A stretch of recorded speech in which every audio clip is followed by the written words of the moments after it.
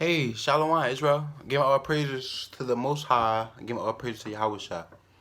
Um, I want to be talking about like wives and husbands and how do we conduct ourselves like as men. How do we treat our wives right? And wives, how do y'all treat the husbands right?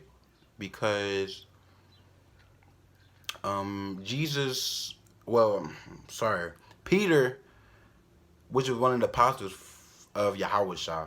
But Peter explains to you that like how we should conduct ourselves as like what a relationship takes and what does it mean in God's eyes, you know? Because when we view a relationship in our eyes, half of the time don't work.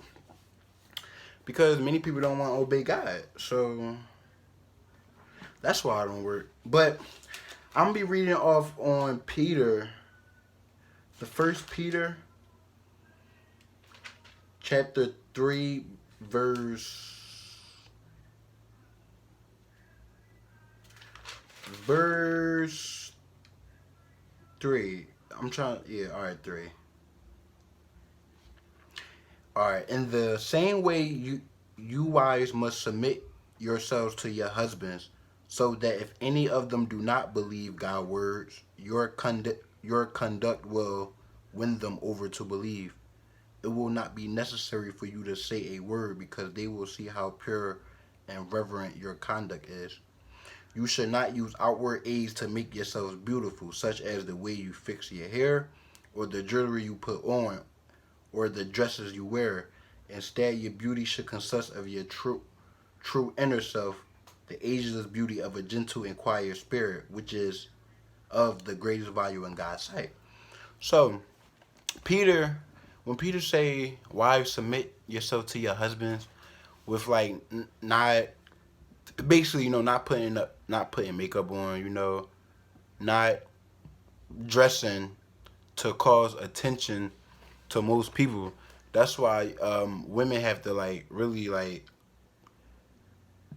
adorn themselves to their husbands. That way they can be submissive by being quiet, by having a gentle spirit, and by having faith.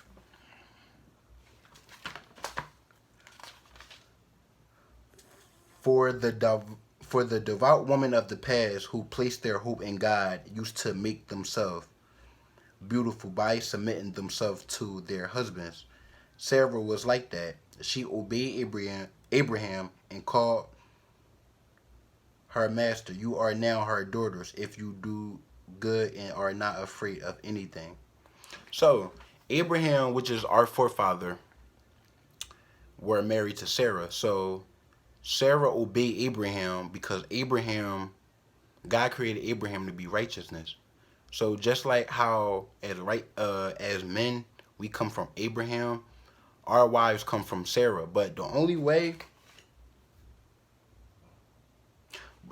you become a daughter of Sarah if you do the things Sarah did, basically be submissive to Abraham by being quiet and by following his leadership as being a role for his wife. In the same way, you husbands must live with your wife with the proper understanding that they are the weaker sex. Treat them with respect, because they also will receive together with you God's gift of life. Do this so nothing will interfere with your prayers.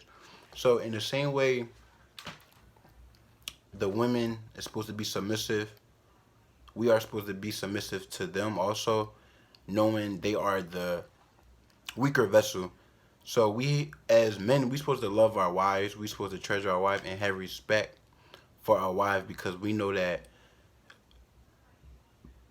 as being one flesh, we will both be saved. But the reason why the Most High tells us to come together, or Peter tells us to come together, because during even through hard times and hardships, we should be able to come together as one.